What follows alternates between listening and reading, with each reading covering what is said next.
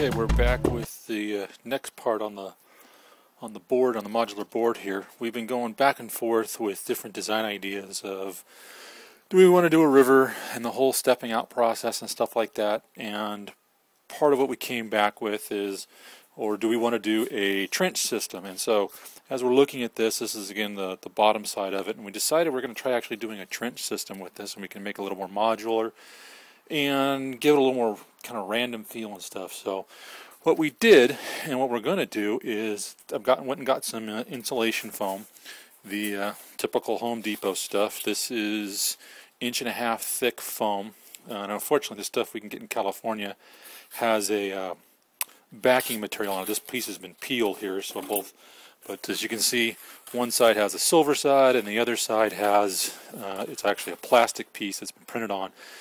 Peel these off so that we're actually sticking directly to the foam.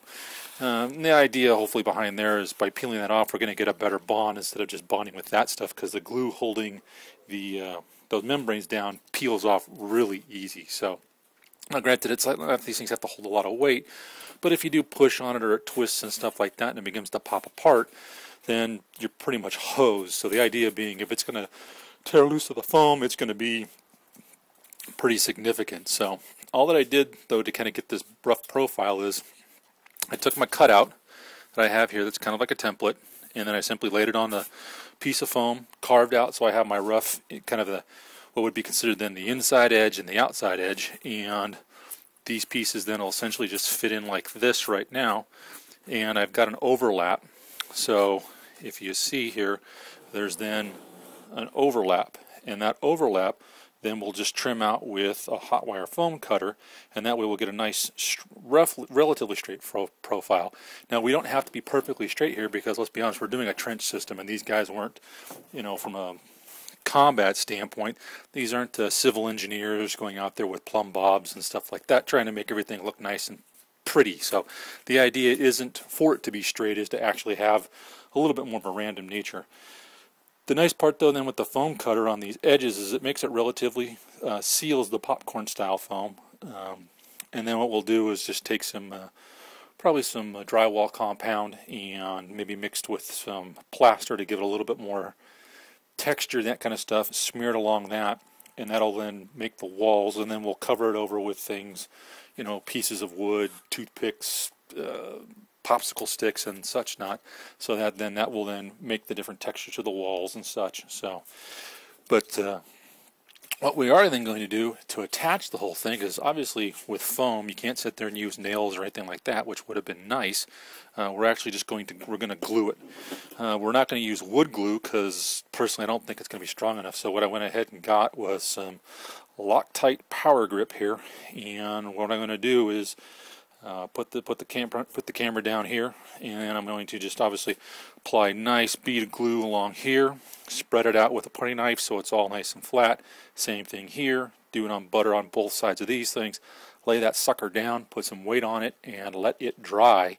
And then once it's dry, I've got a piece of masonite over here, and then we're going to do roughly again the same cutout, just going to leave it a lip along that, and then that will go over and act as the bottom of the actual trench. And then again we'll just use the liquid nails to glue that down. Hopefully that will be strong enough to hold everything. I'm hoping it will, but it'll also hopefully have enough flexibility to it so that if the little twist and banging and that kind of thing, stuff won't pop apart. So let me go glue this stuff down, and we'll be back later, guys. Thanks.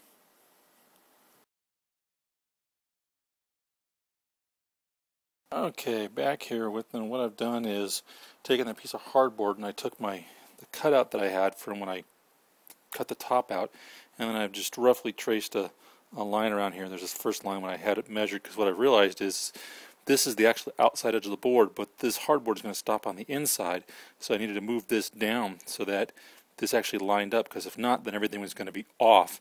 So I had to kind of push it a little bit, redrew it. This outside line, then again the back side, and these are just so I have as much gluing surface as possible, so that when we put this down, it's going to basically stick.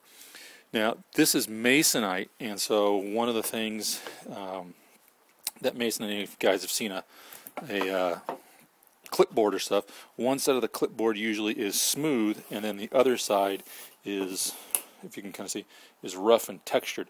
And what I'm going to do is actually, this will be the side that actually has the glue, and that way this then will also end up being the floor. And my hope is that with this texture and the other side, that it will give the glue something more to bite into than this smooth surface. So, I mean, and the smooth surface doesn't really make a difference because we're going to obviously texture the base of the trench and stuff anyway. So having this little more of a rough texture probably just adds to it, and again, just gives something more for it to bite into so that it won't come off or slide or anything like that. But again, the bigger purpose here is so that the glue sticks, and because we can't use really any mechanical fasteners, the only thing that's going to be holding everything is the glue. Just trying to make it as, you know, as sturdy as possible. So got to cut that out with the jigsaw. That'll be happening here shortly. But as you can see, I've been finding every heavy item I could here in the old crazy cave of the garage, trying to weigh things down.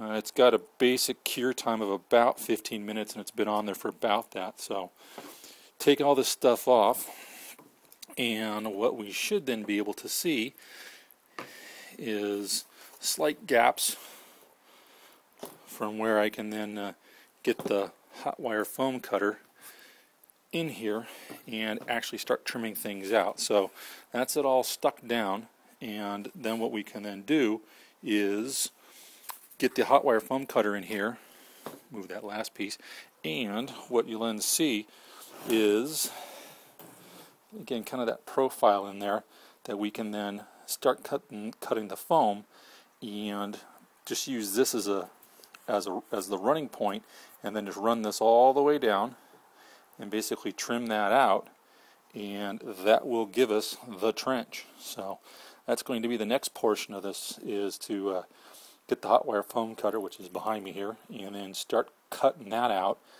and then hopefully I should then be able to cut the masonite, put that down, glue it, and then stick weights on everything, and then give it a good 24 hours to dry, and then we can start on probably base coating things. I went to Harbor Freight and got a low pressure, low volume spray gun here that I'll show you. I'll grab, and the idea then is just so we can just quickly shoot everything with some. Here it is. It's all stuck up in the piles of stuff, but. There we go. The idea going to be is I can then quickly shoot everything with this paint sprayer. I've got a compressor and stuff, and then we can just use a bunch of latex house paint, hit everything really quickly, and we're also going to hit the undersides of the stuff again because it's wood.